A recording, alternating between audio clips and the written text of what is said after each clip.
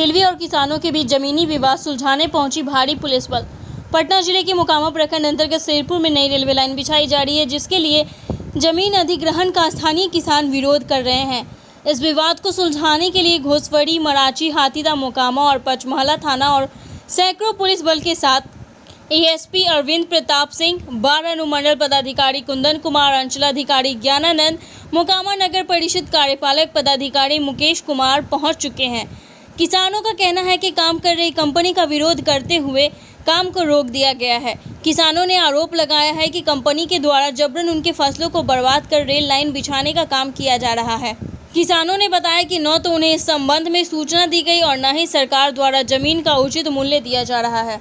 वो बड़ा ही तारीफ करते थे, लेकिन अभी उनके मुखारबिंद से एक शब्द जो निकला कि यह सरकार का प्रोजेक्ट है और हम हर हालत में इस काम को करेंगे ही, हमारा काम चलेगा और मेरे काम को आप नहीं रोक सकते। तो ये तो नियम है, सरकार का काम को आप कैसे रोकेंगे? हम सरकार के विकास कार्य को कैसे रोकिए? हम सरकार को सहयोग करना चाहते हैं और केवल हम थोड़ा सा अलाइनमेंट को बामा और दहिना करने के लिए उसके इंजीनियर तक अपनी बात को पहुंचाना चाहते हैं। तो आप ये क्यों नहीं कहते हैं कि जो किसान मांग रहे हैं कि उन्हें उचित मुआवजा नहीं, केवल मुआवजा का बिल्कुल सवाल नहीं है। सवाल है बांस का जमीन का सवाल है।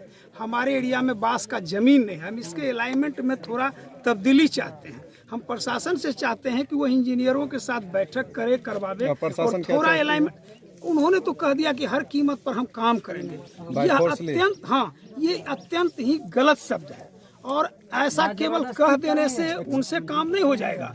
वो अगर चाहते हैं कि हम इस ढंग से बोल करके काम कर लेंगे तो इतना पिछड़ा हुआ ये मुल्क नहीं है।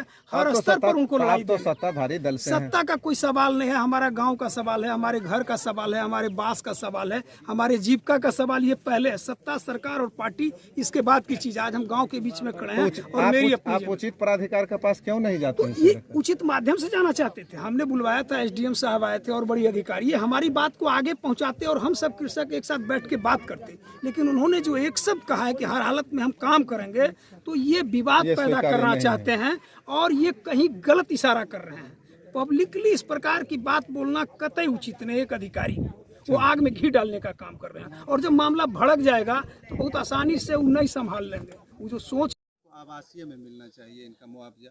देखिए, जैसा आप जानते हैं कि इस परियोजना के पूरे अलाइनमेंट में जो मूल इसका किस्म था वो कृषि था। कालांतर में ये जो ज़मीनें हैं उसमें आवास काफ़ी संख्या में बने हुए हैं, जो मैं खुद ही देख रहा हूँ। उल्लेखनीय है कि ये जितना ज़मीन कृषि के आधार पर अवार्ड बन चुका है, अब ऐसी इस परिस्थिति में जिला प्रशासन के पास में बिना प्राधिकार के आदेश के किसी भी प्रकार का उन्नयन करना पॉसिबल नहीं है।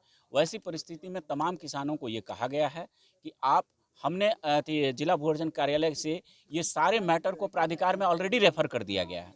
अब यहाँ के किसान जो भी मौजे के हैं, चाहे वो शेरपुर के हों या मराची के हों, वो सभी लोग प्राधिकार में जाकर के केवल रिप्रेजेंट कर दें कि विथ डॉक्यूमेंट कि हाँ सर ये देखिए ऐसा ऐसा है।